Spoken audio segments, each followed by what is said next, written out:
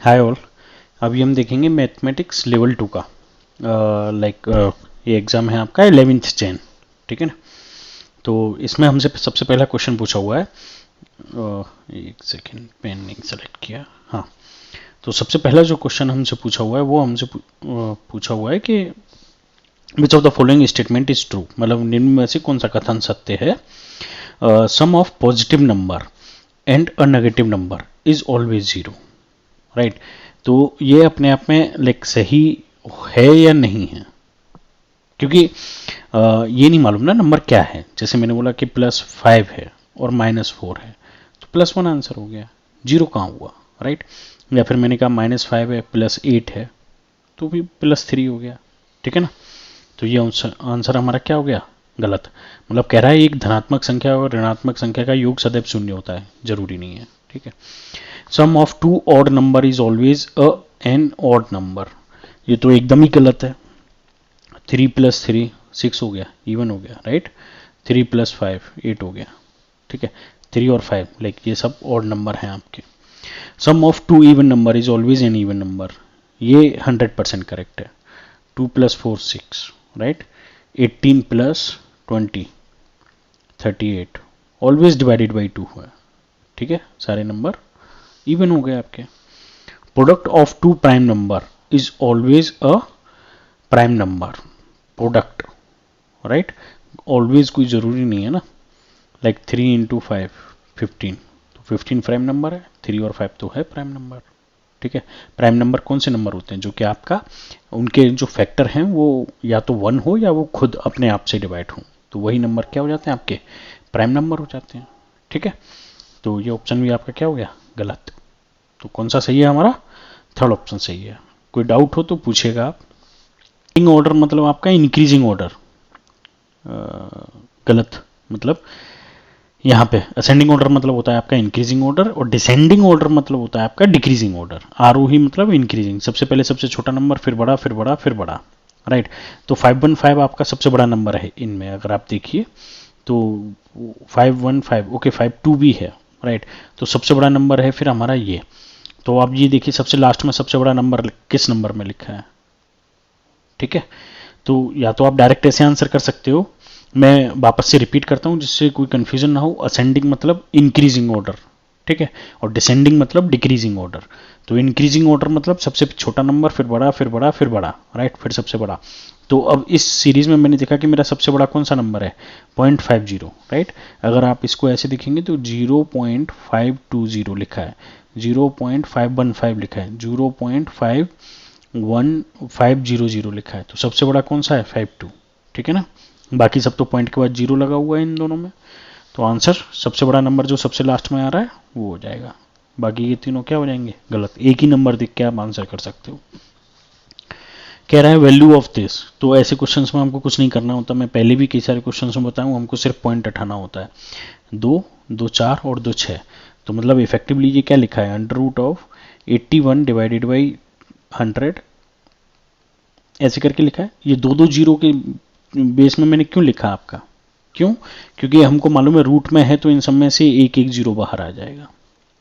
और 81 किसका होता है, 9 का। तो 9 डिवाइडेड बाई 10 × 10 × 10। राइट। तो क्या हो गया, 0.009। आंसर कौन सा हो जाएगा, थर्ड का हमारा, थर्ड। ठीक है। कोई डाउट हो तो पूछिएगा आप। सिर्फ पॉइंट हटाइए, जितना जल्दी आप पॉइंट हटा के सॉल्व कर पाए। ठीक है। क्वेश्चन नंबर 4 में देखते हैं। तो 4th क्वेश्चन में, अरे यार ये स्क्रॉल नहीं हो रहा है, एक सेकेंड। तो यहां पे हम देखते हैं, ये लिखा है 6 inverse 7 inverse whole inverse. Inverse का हम मतलब हम पहले भी देखें कि जैसे x की पावर -1 लिखा है तो इसका मतलब है ये 1/x लिखा है। ठीक है ना।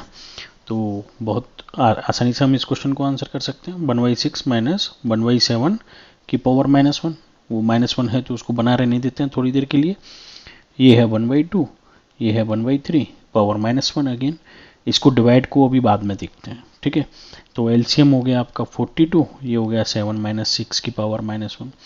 एलसीएम हो गया 6, ये हो गया 3 - 2 की पावर -1। तो ये हो गया 1/42 की पावर -1, और ये हो गया 1/6 की पावर -1। -1 है तो फिर से 1 में लिखेंगे इसको, तो इसको नॉर्मल करने के लिए 1/1/42 -1/1/6, तो इफेक्टिवली 42 और 6 दोनों ऊपर आ जाएंगे, तो 42 माइनस कितना हो जाएगा आपका 6। ठीक है, अभी हालांकि पूरी वैल्यू मैंने सॉल्व नहीं की, तो मैं आगे कुछ सब्ट्रैक्शन और वो सब नहीं करूंगा क्योंकि बोर्ड मास लगेगा आपका। ठीक है,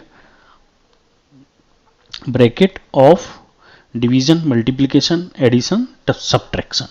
ठीक है, अब आगे क्या लिखा था इसका, डिवीजन, डिवीजन -6, तो डिवीजन लिखा है -6 की पावर -1, तो -1 है तो हम वापस इसको करेंगे, तो डिवीजन मतलब डिवाइड में लाइक 42 -6। ठीक है, अब ये -6 के डिवीजन में है। ठीक है, डिवीजन 1/-6। ठीक है, तो ये 6 के डिवीजन में है। ठीक है ना, ये याद रखिएगा कि किसके डिवीजन में है। पता चला आप पूरी डिजिट से डिवाइड कर दिए तो वो आंसर गलत हो जाएगा। तो ये 6 कहाँ चला गया आपका, ऊपर। ठीक है ना,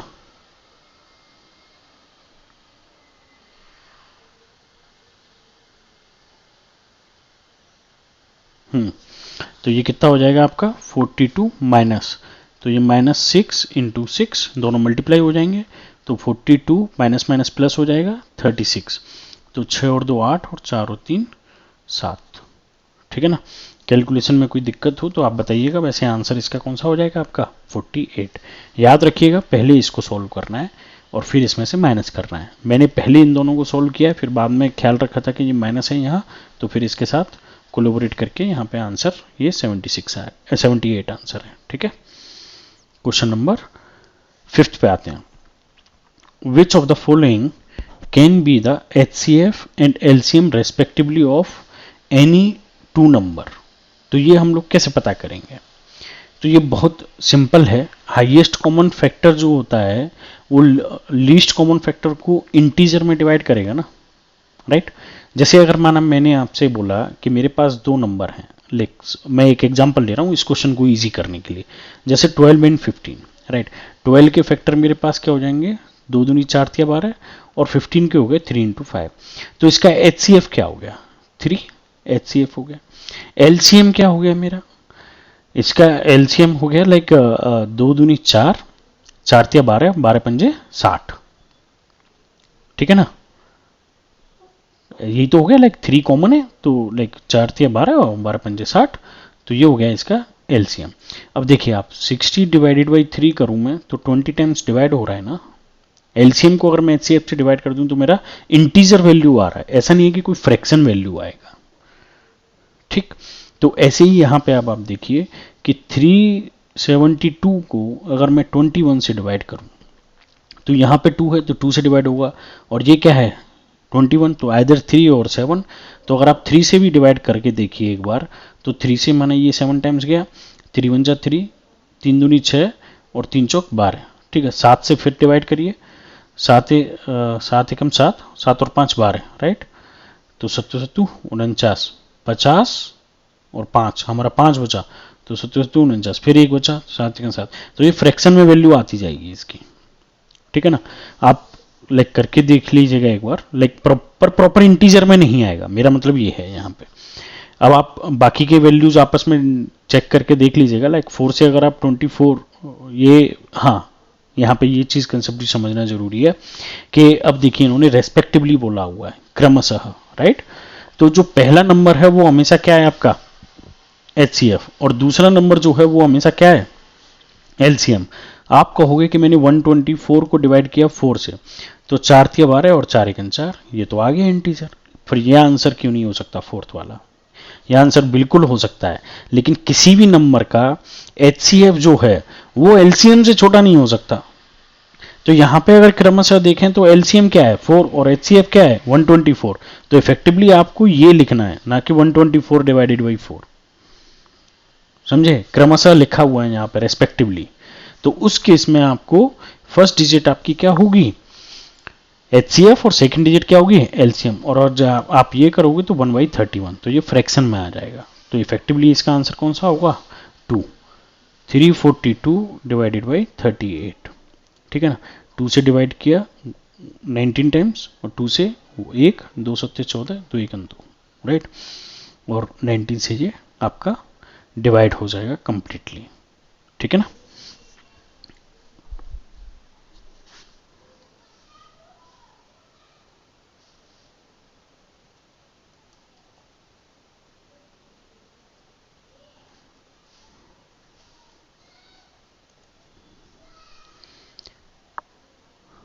सॉरी, 19 से डिवाइड हो जाएगा आपका 9 टाइम्स, ठीक है। तो आंसर कौन सा हो गया आपका 2।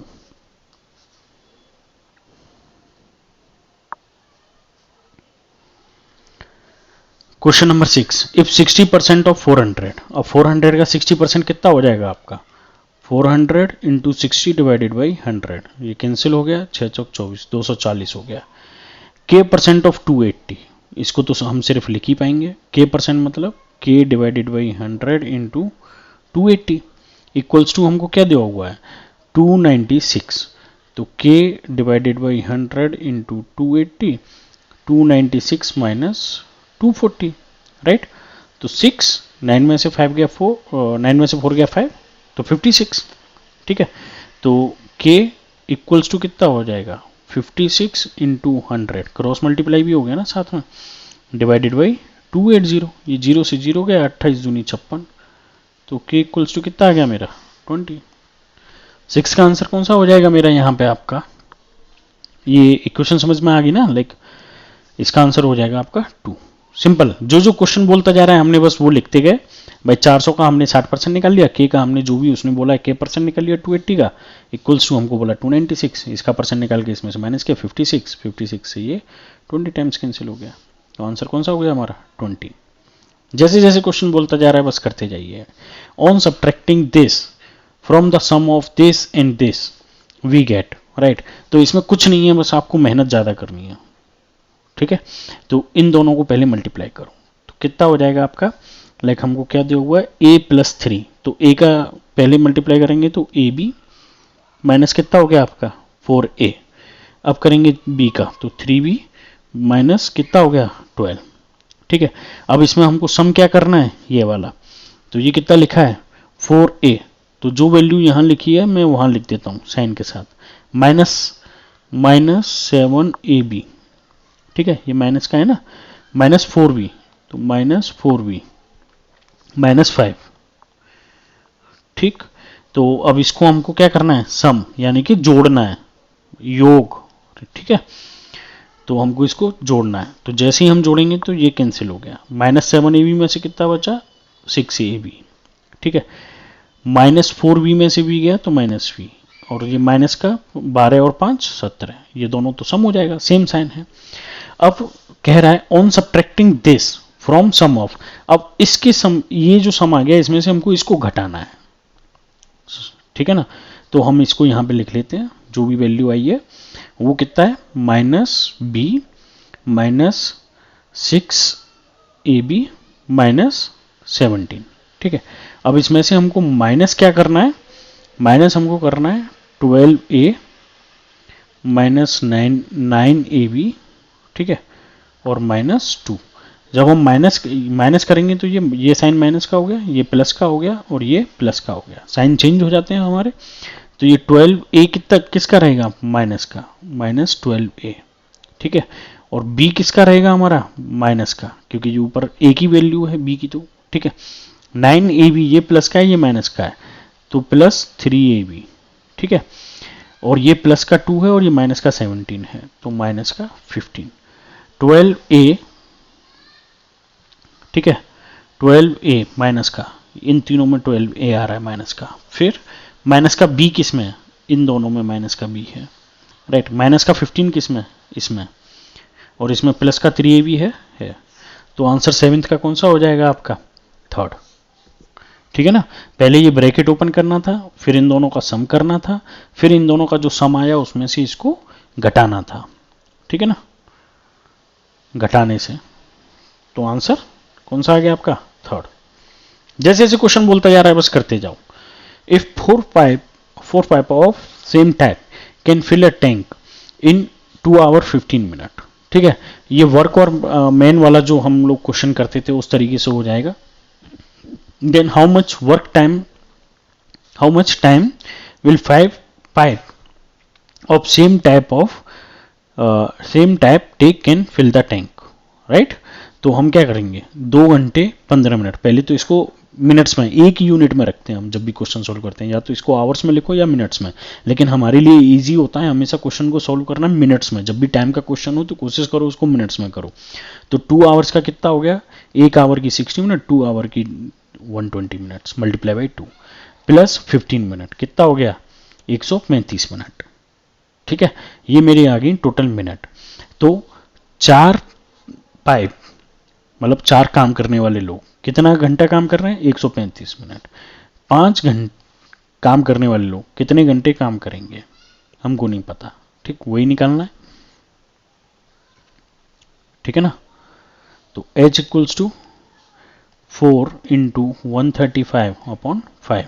तो 5 से 2 और 5 सत्ते 35, 4 सत्ते 28, बचे 2 और 4 दूनी 8, 9, 10, 108 घंटे, 108 मिनट. घंटे नहीं, ये H लिख लिया मैंने गलती से. तो ये हो गया 108 मिनट. तो 108 मिनट को अब घंटे में कन्वर्ट करोगे तो कितना हो गया भाई, 2 घंटे से तो कम है क्योंकि 2 घंटे में 160 मिनट होती है. तो 60 मिनट प्लस, अब इसमें से 60 माइनस करोगे तो कितना बचा आपका, 48 मिनट. तो ये कितना हो गया, 1 घंटा 48 मिनट. ठीक है ना.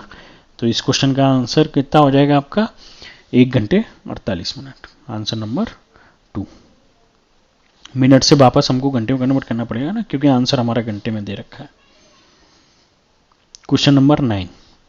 In a class, ratio of number of boys to that of girl is 2:3. When 3 boys leaves the class and 3 new girls join the class, the ratio is 3:7. ठीक. How many girls were there in the class initially? ठीक है, हमको नहीं मालूम, हमने common ratio ले लिया x. तो बॉयज कितने हो गए आपके, 2x, और गर्ल कितनी होगी आपकी 3x. Boys to the girl ratio है.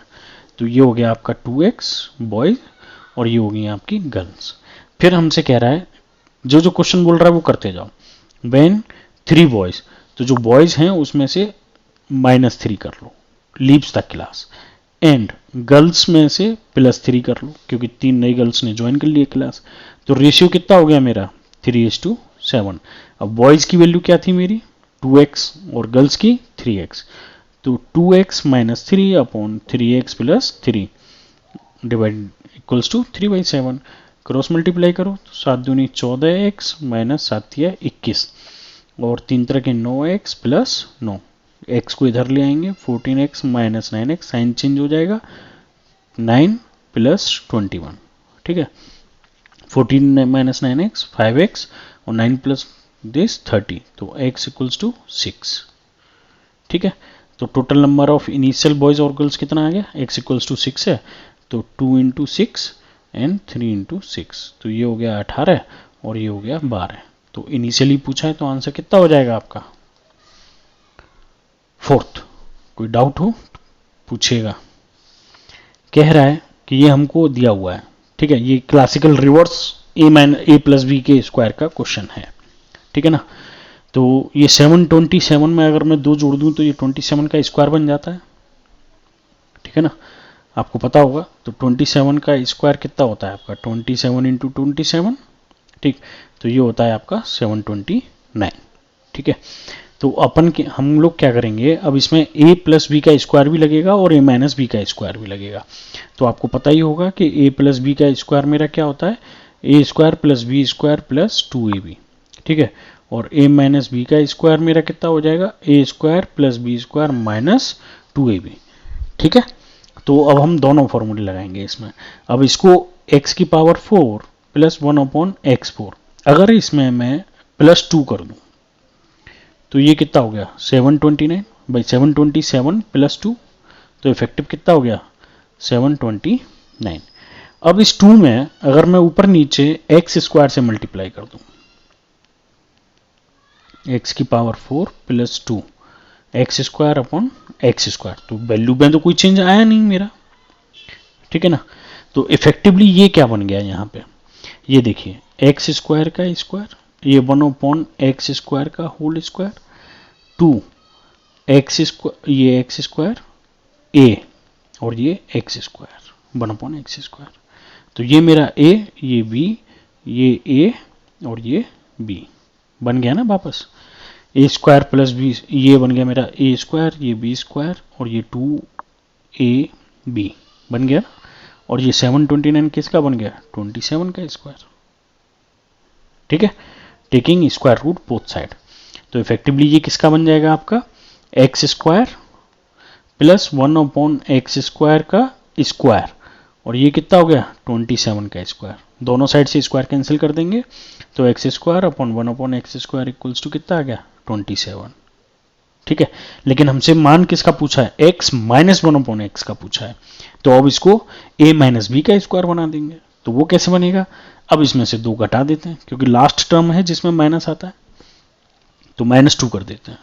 ठीक है, तो x square plus 1/x² -2 and 27 -2। अब ये 2 में वापस हम क्या करेंगे? x डिवाइडेड बाई x, तो x square 1/x² -2 x and 1/x। तो ये कितना हो गया मेरा? 25। अब ये किसका स्क्वायर बन गया? ये x माइनस 1/x का होल स्क्वायर। ठीक है, और ये किसका बन गया? 5 का स्क्वायर। तो effectively x minus 1/x equals to कितना आ गया मेरा? बन गया ना, लाइक x माइनस 1/x का अगर आप a और b मान के लिखेंगे तो क्या लिखेंगे? X square plus 1/x² -2 x into 1/x, ऐसे ही तो लिखोगे। और यही तो लिखा है इससे पहले वाले स्टेप में। ठीक है ना, वैल्यू समझ में आ गया ना? ये इसका स्क्वायर मैंने यहाँ समझाने के लिए वापस लिखा है। तो आंसर कौन सा हो जाएगा आपका? थर्ड। ये अच्छा क्वेश्चन है, ठीक है नहीं? और ये x ग्रेटर देन 0 पता है क्यों लिखा है? क्योंकि डिनोमिनेटर में हमने यहाँ पे ये x² लिया है। जब भी हम डिनोमिनेटर में लेते हैं तो जनरली वैल्यूज़ का ख्याल रखते हैं, और ये वैल्यू हम पॉजिटिव कंसीडर करके कर रहे हैं। ये पॉजिटिव है इसीलिए ये सब पॉजिटिव है, और ये अगर यहाँ पे नेगेटिव हो जाता है तो ये साइन फिर नेगेटिव होगा या नहीं होगा वो डाउटफुल हो जाएगा। अगर x लेस देन 0 हो जाएगा तो इनिक्वलिटी होल्ड नहीं करेगी। तो मैथमेटिक्स में जहाँ भी कुछ भी पॉइंट दिया हुआ है तो आप थोड़ा सा ख्याल रखेंगे उस चीज़ का। Question number 11, how many triangle can be drawn having its angle 30, 40 and 110, right?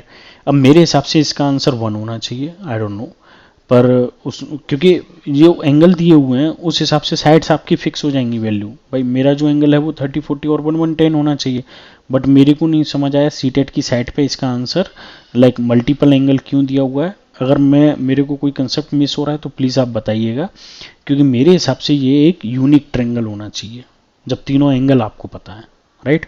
अगर 3 में से 2 एंगल पता होते तो फिर एक सिचुएशन दूसरी होती, बट मेरे को डाउट है इस पर, और पता नहीं मेरे को इसका कोई डिटेल कहीं मिला नहीं इस क्वेश्चन का। तो जहाँ भी हो, लाइक सीटेट के हिसाब से आंसर इसका ये सही है। मैं सीटेट का भी आंसर आपको बता दूं, बहुत सारे ट्रायंगल बन जाएंगे, आई डोंट नो कैसे बनेंगे वो मुझे नहीं मालूम, या तो उन्होंने एंगल बाहर कंसिडर किया है ट्रायंगल के रेस्पेक्ट में 110, जो भी है, क्योंकि 110 एंगल भी आप अगर लोगे तो 90 डिग्री से ज़्यादा एंगल ये भी तो हो सकता है ना। 110 ये हो गया 110, ये 30 और ये 40, करेक्ट?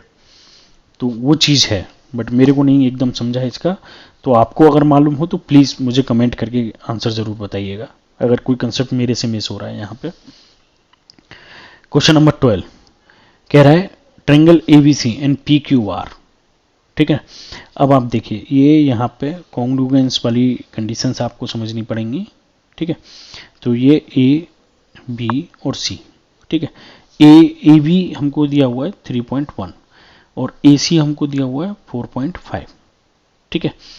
और ये ट्रायंगल नाम हम बाद में लिखेंगे, पहले वैल्यू देख लेते हैं। सेम ट्रायंगल बनाते हैं, 3.1 यहाँ पे और ये हमको दिखवा हुआ है 4.5। तो 3.1 जो इन्होंने दी है वो इन्होंने बोला है PR, ठीक है? तो P यहाँ पे अगर मैं लिखूं तो सही है या नहीं है, क्योंकि QR इन्होंने बोला है 4.5, तो R सिर्फ यहीं पे कॉमन है, तो ये हो गया P और ये हो गया Q, ठीक है ना? अब बोल रहा है PRQ, यानी कि ये वाला एंगल जो है वो 60 डिग्री है, और एंगल बी ए सी, ये वाला एंगल जो है वो 60 डिग्री है। तो साइड एंगल साइड कॉन्ग्रुएंसी होगी, साइड एंगल साइड, राइट। तो दोनों में कौन सी कॉन्ग्रुएंसी है, लाइक दोनों ट्रायंगल हो गए, लाइक तो अगर आप इसको लिखोगे ए बी सी, तो इसको क्या लिखना पड़ेगा आपको, आर पी क्यू, ना कि पी क्यू आर, ठीक है ना। जहां से इसमें चालू कर रहे हैं कॉन्ग्रुएंसी में, वही आपको टर्मिनल मतलब पॉइंट यहाँ पे लेना होता है। तो triangle A B C P Q R के कॉन्ग्रुएंसी नहीं, हमने बोला कि नाम से फर्क पड़ता है। तो triangle A B C R P Q same है ना दोनों, तो ये आंसर है। A B C P R Q नहीं, ये गलत है, ये भी गलत है। A B C R Q P ऐसे जा रहे हैं, जबकि हमको जाना कैसे, ऐसे, ठीक है ना। तो क्योंकि तीनों साइड, हर साइड में यहाँ पे ए बी सी लिखा हुआ है, ठीक है। तो इसीलिए इस केस में आपका आंसर कौन सा सही होगा, 2, ठीक है। कॉन्ग्रुएंसी के रेस्पेक्ट में आप चलोगे तो इजीली समझ पाओगे। Question number 13, in triangle ABC, side BC is produced to point D and side CA is produced to point E. If BAE 115, ACD is 104, then which of the two angle this is larger and how much, right? तो ये अच्छा question है। यहाँ पे फिर से हम एक ट्रायंगल बना लेते हैं, ठीक। अब हमसे यहाँ पे ये कह रहा है, मैंने तो ये इसको वापस वही अपना पुराना स्टाइल ABC में नाम दे दिया, ठीक। कह रहा है साइड BC, B से C प्रोड्यूस्ड मतलब आगे बढ़ाई गई, कहां तक, डी तक। और साइड सी ए मतलब सी से ए की तरफ जब जा रहा है, तो ये साइड मैंने आगे बढ़ा दी, ये हो गया मेरा ए, ठीक है। प्रोड्यूस टू पॉइंट ई, इस पॉइंट का नाम मैंने दे दिया ए। इफ बी ए ई ये एंगल मेरे को दिया हुआ है 115, ठीक है। और फिर हमसे बोल रहा है ए सी डी ये वाला एंगल जो मेरे को दिया हुआ है वो दिया हुआ है 104, ठीक है। फिर कह रहा है कि then which of the two angle A B C, ये वाला, मैं पेन बदल देता हूं, ये वाला, और कह रहा है बी ए सी मतलब ये वाला, ठीक है। इंटरनल दोनों एंगल, ठीक है, दोनों में कौन सा बड़ा है और कितनी वैल्यू से बड़ा है, हमसे ये दो क्वेश्चन पूछे गए हैं। तो अब आप ये पूरे एंगल की वैल्यू तो निकाल ही सकते हो, क्योंकि 180 माइनस, इसके लिए मुझे क्या करना पड़ेगा, 180 माइनस 115, सिंगल लाइन है, करेक्ट। तो 5 किया तो ये 20 हो गया, तो ये आंसर कितना हो गया, 65। तो ये वाला एंगल जो आ गया वो आ गया मेरा 65 डिग्री, ठीक है। और हमको एक थ्योरम पता है कि दोनों इंटरनल एंगल का सम जो होता है वो इक्वल्स टू एक्सटर्नल एंगल होता है, मालूम है ना। तो अगर मैं इसको x लिखूं तो x प्लस 65 इक्वल्स टू कितना होगा मेरा 104, तो x इक्वल्स टू कितना होगा 104 माइनस 65, 14 में से 5 गए तो 9 बचा आपका, ठीक है। यहाँ 9 बचा, 9 में से 6 गया तो 3, तो ये एंगल आ गया आपका 39। तो कौन सा एंगल बड़ा है, एंगल BAC। अब कितने से बड़ा है, एंगल BAC बड़ा है, BAC दोनों जगह लिखा हुआ है, ये आंसर गलत हो गया, ठीक है। अब कितना बड़ा है, तो 65 माइनस 39, 15 में से 9 गए तो 6 बचे, यहाँ बचा 5 में से 3 गए तो 2, आंसर कौन सा हो गया आपका, सी, ठीक है ना। क्वेश्चन नंबर 13 का आंसर हो गया ये आपको समझ में आ गया ना, लाइक पहले 180 डिग्री लेके ये रेखा से ये आंसर, ये एक एंगल निकल लिया, फिर दोनों का सम जो है वो इसके एक्सटर्नल एंगल के इक्वल होता है, ठीक है।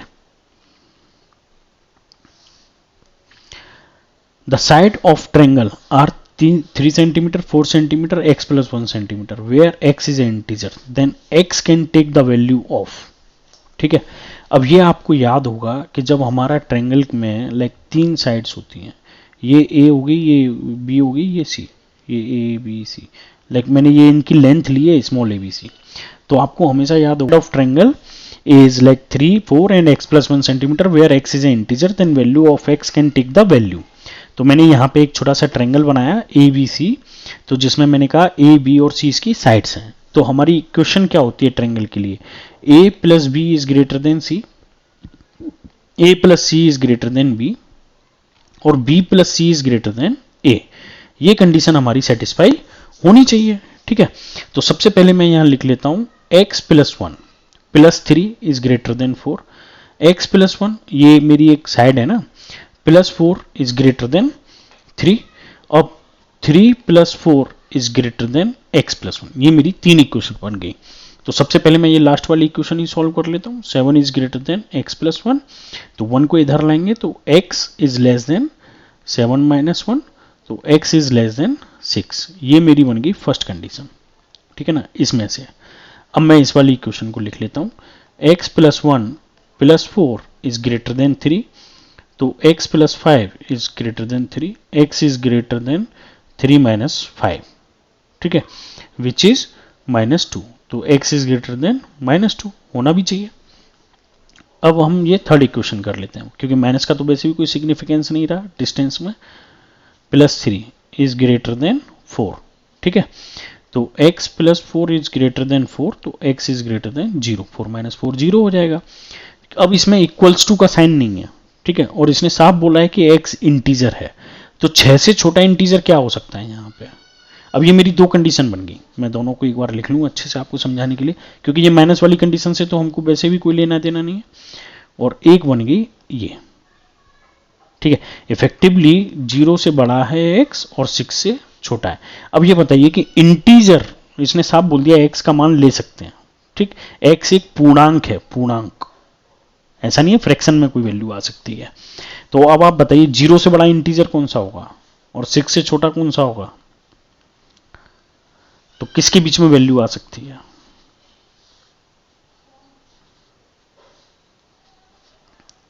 ठीक है ना, ये समझ गए। लाइक इनइक्वलिटी में आपको ख्याल रखना है, 2 साइड्स का सम हमेशा तीसरे साइड से क्या होगा, ज्यादा होगा।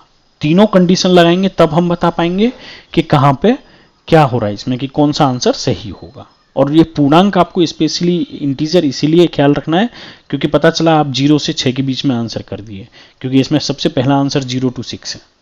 ऐसी कोई गलती नहीं करनी है हमको 0 से 6 के बीच तक की, ठीक है ना। ये 0 और 6 आप देखे और टिक कर दिए, क्योंकि इसने पूर्णांक लिखा है तो हमको इंटीजर कंसीडर करना है। तो 0 से बड़ा इंटीजर हमारा 1 होगा पॉजिटिव, और क्योंकि 0 से बड़ा चाहिए, नेगेटिव तो लेस देन में आता है, और हमको 6 से छोटा चाहिए, तो 6 से छोटा इंटीजर जो है वो हमारा 5 हो जाएगा। नेक्स्ट क्वेश्चन पे आते हैं। Angle of a quadrilateral are in ratio, then sum of the smallest and greatest angle, ठीक है। Sum of the quadrilateral angle कितना होता है, sum of QUAD quadrilateral angle कितना होता है, 360, ठीक। माना इनका कॉमन रेशियो क्या है, x, तो एंगल क्या होगा, 3x 4x 5x 6x, आगे पीछे लिखे हैं दैट डजंट मैटर। 360 सम तो हम कर ही सकते हैं, तो 4 और 3 7 और 5 12 और 6 18, 18x इक्वल्स टू 360, तो x इक्वल्स टू 360 बटे 18 दूनी 36 20, तो x इक्वल्स टू कितना आ गया मेरा 20। तो एंगल कितने बन जाएंगे मेरे, 3 इंटू 20, 3 तिया 60, 5 इंटू 20 100, 4 इंटू 20 80, 6 इंटू 20 6 दूनी 12 120, ठीक है। अब हमसे कह रहा है कि सम ऑफ स्मॉलेस्ट एंड ग्रेटेस्ट, अब इसमें से सबसे छोटा एंगल कौन सा है 60, और सबसे बड़ा कौन सा है 120, दोनों का सम करना है 120 प्लस 160, आंसर कितना आ गया आपका फर्स्ट, ठीक है। ये याद रखना, क्वाड्रिलेटरल के एंगल का सम कितना होता है आपका 160। कॉमन रेशियो x लेके सॉल्व करो, आंसर सॉल्व आ जाता है। The length of hall is 60 metre, ठीक है। अब यहां पे आपको थोड़ा ज्योमेट्रिकली समझना पड़ेगा कि ये हो गया लेंथ, ठीक है, L, ये हो गई विड्थ, ठीक है। अब ये इसकी कुछ हाइट होगी h, ठीक है ना, ऐसे करके साइड से आपकी जो भी दीवार निकली हुई है, ठीक है ना। तो अब इसकी हाइट के रेस्पेक्ट में ना जाके जमीन सरफेस के रेस्पेक्ट से हम लोग देख रहे हैं, तो इसकी लेंथ कितनी दी हुई है, जो सबसे लंबी साइड है वो होगी हमारी 60, ठीक। फिर इसकी विड्थ जो हमको दी हुई है 32, फिर हमको इसकी हाइट जो दी हुई है 8, सारा मीटर में। Area of the one of its longer wall, तो सबसे लंबी वॉल कौन सी होगी, लेंथ की डायरेक्शन में होगी और हाइट की डायरेक्शन में, ठीक है। विड्थ की डायरेक्शन में वॉल नहीं होगी, क्योंकि विड्थ की डायरेक्शन में क्या होगा आपका नीचे फ्लोर, ग्राउंड फ्लोर और रूफ, ऊपर की छत होगी। लेकिन इसने यहां पे क्या लिखा है, वॉल मतलब दीवार। हमको छत का या उसके क्या कहते हैं ग्राउंड का नहीं बताना है, हाइट के रेस्पेक्ट में तो आएगी ना दीवार, भाई लेंथ और हाइट, विड्थ तो आपका क्या बताएगा, कितना चौड़ा है कमरा, ठीक है ना। अगर हमसे बोलता कि भाई फर्श और हमको ग्राउंड, इसका जो फ्लोर है उसके रेस्पेक्ट में बताना है एरिया, तो हम बता देते। अब हमको एरिया किसका बताना है, वॉल मतलब दीवाल का, और दीवाल लॉन्गेस्ट कौन सी होगी हमारी, जो लेंथ के रेस्पेक्ट में होगी। तो लेंथ के रेस्पेक्ट में 60 और हाइट कितनी होगी हमारी 8, 8 छिके 48, आंसर कितना होगा 480 मीटर क्यूब, आंसर थर्ड। ठीक है, समझने वाला क्वेश्चन है, थोड़ा सा अच्छे से एनालाइज करोगे तो समझ पाओगे। आप अपने जिस कमरे में बैठे हो उसके थ्रू में एनालाइज करिएगा। The volume of a cylinder whose base diameter, ये डायमीटर दिया है, रेडियस समझने की गलती मत कर दीजिएगा। जैसे ये हो गया मेरा सिलेंडर, ठीक है, अब इसका ये डायमीटर दिया है, तो रेडियस क्या होगी, डायमीटर अपॉन 2, तो 8/2, तो रेडियस होगी मेरी 4, and height is 7/8 of base radius, तो हाइट 7/8 इंटू आर, तो 7/8 इंटू 4, 4 दूनी 8, 7/2 हो गई हमारी हाइट। तो हमको क्या बताना है, वॉल्यूम बताना है। वॉल्यूम क्या होता है, पाई आर स्क्वायर, इसका एरिया मल्टीप्लाई बाई इसकी हाइट, तो वॉल्यूम कितना हो जाएगा, पाई आर स्क्वायर इंटू एच। ठीक है, तो पाई की वैल्यू होगी 22/7, आर की वैल्यू कितनी होगी 4 इंटू 4 इंटू हाइट कितना है 7/2, 7/2, 7 से 7 कैंसिल हो गया, 2 से ये 11 बार हो गया, तो 4 चौके 16 इंटू 11, 11 छक्के 66, 6 बचे, 11 1 11 और 6 17, तो आंसर कितना आ गया 176 मीटर क्यूब, आंसर कितना हो गया आपका 2। ठीक है ना, याद रखिएगा व्यास दिया हुआ है, त्रिज्या नहीं दी है, और ऊंचाई जो बोल रहा है वो त्रिज्या की 7/8 है, इसीलिए मैंने यहाँ पे आर निकालने के बाद इसको हाइट को 7/8 ऑफ आर किया था। ठीक है, और फॉर्मूला तो हमको याद ही है कि नीचे वाले सर्कल का एरिया पाई आर स्क्वायर, और कितनी ऊंचाई तक जा रहा है एच, दोनों को मल्टीप्लाई कर दो, आर स्क्वायर में से मीटर स्क्वायर और इससे मीटर, तो मीटर मीटर कितना हो गया metre cube, metre square into metre. Question number 18, the cost of painting a cube, cube मतलब जिसकी सारी भुजाएं क्या हैं, इक्वल हैं। ठीक है, ये ऐसे करके cube on all the faces at the rate of this, तो क्यूब का सरफेस एरिया क्या होता है आपका, भाई क्यूब का सरफेस एरिया कैसे निकालोगे, एक साइड का सरफेस एरिया, एक साइड का सरफेस एरिया क्या होगा, लेंथ इंटू बिर्थ, फिर एक का होगा बिर्थ इंटू हाइट, फिर एक का होगा हाइट इंटू लेंथ, ऐसे ऐसे करके तो निकालोगे। भाई 3 साइड हो गई, भाई बिर्थ होता है, हाइट होता है और लेंथ होता है। अब ऐसा तो है नहीं एक ही दीवार होती हो, कितनी कितनी दीवार होती हैं 2, तो ये भी 2 हो गई, ये भी 2 हो गई, ये भी 2 हो गई, तो ये हो गया आपका सरफेस एरिया का फॉर्मूला, सिंपल। ठीक है, लेकिन सरफेस एरिया पहले हमको इसमें से निकालना पड़ेगा, कॉस्ट में से, कॉस्ट हमको कितनी दी हुई है 1152, अब पर सेंटीमीटर स्क्वायर जा रहा है तो डिवाइडेड बाई 3 कर दो, 3 तरह के 3 टाइम्स ऐसे करके जाएगा, 3 तरह के 9, 10 11, 2 बचे, 3 8 24, 1 बचा, 3 चौक 12, तो ये आ गया आपका सेंटीमीटर स्क्वायर। ठीक, अब हमसे पूछ रहा है कि length of, what is the length of its edge. अब क्योंकि Q है तो Q के लिए L equals to V equals to क्या होता है H होता है, तो 2 into L into L plus L into L plus L into L, सब जगह L कर दिया हमने, तो L square L square L square 2 into 3L square, तो इफेक्टिव सरफेस एरिया कितना हो गया 6L स्क्वायर। इतने सारे फॉर्मूले नहीं याद रखने हैं आपको, सिर्फ एक फॉर्मूला याद रखो, लेंथ इंटू बिर्थ एरिया वेरिया वाले, तो उसी से सारे फॉर्मूले आ जाते हैं।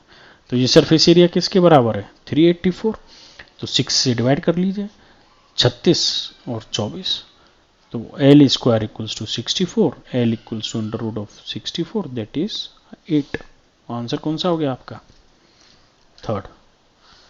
ठीक है, कोई डाउट हो तो पूछेगा। या फिर आपको कुछ भी कंसर्न लगे कि नहीं ये कंसेप्ट नहीं समझ आया या मैंने फास्ट समझा दिया, या कोई और तरीके से हम लोग डिस्कस कर सकते हैं किसी भी क्वेश्चन में। मेरे जितने भी वीडियो हैं जहां भी आपको लगे कि नहीं ये क्वेश्चन ऐसे नहीं होना चाहिए, तो आप मेरे को कमेंट करके बताइएगा, मैं और कोशिश करूंगा उसको और अच्छे से एक्सप्लेन करने का, ठीक है ना। ये कौन सा क्वेश्चन था, सॉरी 19।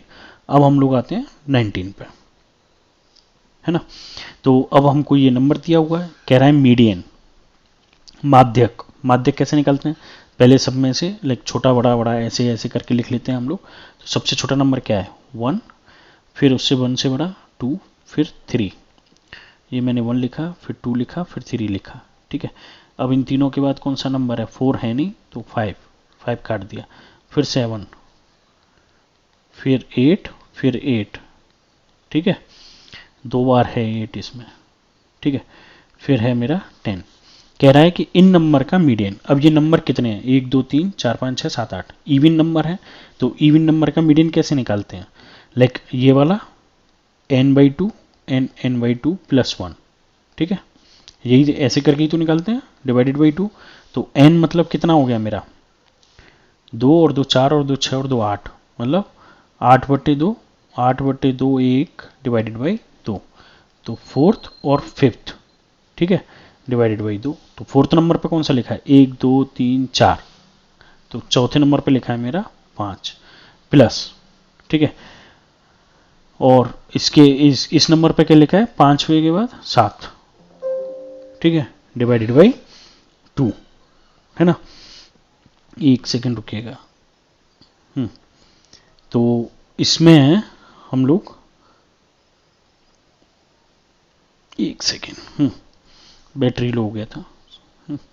तो ये कितना हो गया, 7 और 5 12, 12/2। तो आंसर कितना हो गया मेरा 6। तो ये मेरी मीडियन मतलब k की वैल्यू आ गई मेरा, k इक्वल्स टू कितना आ गया मेरा 6। अब कह रहा है कि मैंने 10 को रिप्लेस कर दिया 1 से। अगर मैं यहाँ पे 10 को 1 से रिप्लेस करूंगा तो 1, फिर वापस मैं 1 लिखूंगा ना, एक तो मेरा पहले से था, फिर 2 3 5 7 8 8 ऐसे करके तो दोनों डिजिट आ जाएंगी। अब वापस मैं देखता हूँ 1 2 3 4, 4th नंबर पे ये डिजिट और ये, तो 3 + 5/2, 8/2, आंसर कितना आ गया 4। एक मीडियन मेरा आया 6 और दूसरा मीडियन मेरा कितना आया 4। कह रहा है कि वैल्यू ये इसकी ये 4 जो वैल्यू है वो है r मेरा, the new median is r। तो कह रहा है k - r, k की वैल्यू कितनी थी 6, r की वैल्यू कितनी है 4। तो आंसर कौन सा हो गया मेरा 2। मेन में एक्चुअली इसमें मीडियन पे फोकस कर रहा था कि आप मीडियन का कंसेप्ट समझे कि नहीं समझे। n/2 + 1 और का होल डिवाइडेड बाई 2, ठीक है ना। ऐसे ही यहाँ पे कर लेंगे हम लोग, 1 से रिप्लेस करेंगे तो वापस अरेंज करके। कोई भी नंबर 2 बार क्या, अगर 5 बार भी आ रहा है तो हम 5 बार लिखेंगे और उसको इंडिविजुअल नंबर कंसीडर करके फिर आगे बढ़ेंगे, ठीक है। क्वेश्चन नंबर 20 क्या कह रहा है, N integer is chosen from integer 1 to 100 at random, what is the probability that it is not divisible by 7। तो सिंपल है, 1 से 100 तक जो भी 7 से डिवाइड हो रहा है उसको हटा दो उसमें से भाई, उसको हटा दो तो कितना बचेगा। अब 7 से डिवाइड होने वाले 1 से 70 तक तो मेरे 10 नंबर हो गए, पूरी 7 की टेबल होगी आपकी, ठीक है।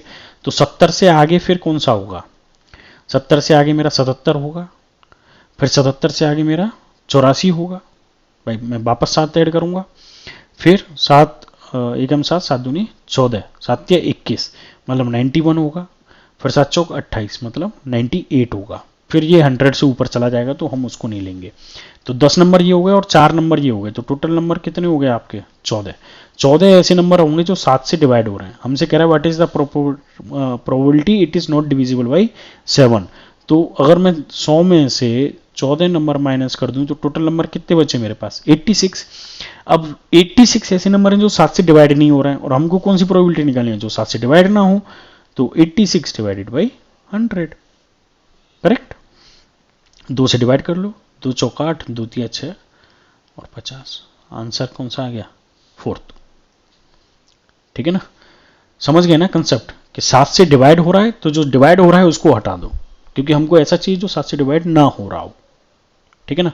तो हमने 70 तक तो सिंपल 7 की टेबल हो जाती है, 7 7 14 7 21 7 चौका 28 जो भी है, अप टू 7 दड़े 70। फिर उसके आगे 7 के जो डिवीजन आएंगे वो कितने आएंगे, यही 4 नंबर होंगे। तो इनको भी जोड़ दिया तो टोटल 7 से डिवाइड होने वाले कितने नंबर हो गए, 14। तो 100 नंबरों में से 14 नंबर माइनस कर दिए तो 86। तो 86 नंबर ऐसे हैं जो 7 से डिवाइड नहीं होते हैं, और जो 7 से डिवाइड नहीं होते हैं तो प्रोबेबिलिटी क्या हो जाएगी, 86 डिवाइडेड बाई 100। तो ये आंसर हो जाएगा आपका। ओके, यहाँ से आगे सारे थ्योरी क्वेश्चन स्टार्ट हो गए हैं। ऑल्दो मैं कोशिश कर रहा हूँ थ्योरी पे भी थोड़ा पढ़ने का, जैसे ही मैं इसको थोड़ा कवर कर पाता हूँ मैं आपको लाइक इनकी भी सॉल्यूशन और एक्सप्लेनेशन देना स्टार्ट करता हूँ, लेकिन इसमें थोड़ा टाइम लग सकता है। लेकिन ये वाला सीटेट अभी जुलाई वाला आप ये सॉल्यूशंस के साथ, और कोई कंसेप्ट या कुछ डिटेल आपको नहीं समझ आए तो प्लीज़ मुझे कमेंट करिए, जिससे मैं भी इम्प्रूव कर पाऊँ और अच्छे से एक्सप्लेन भी कर पाऊँ कंसेप्ट के साथ, ठीक है ना। Thank you.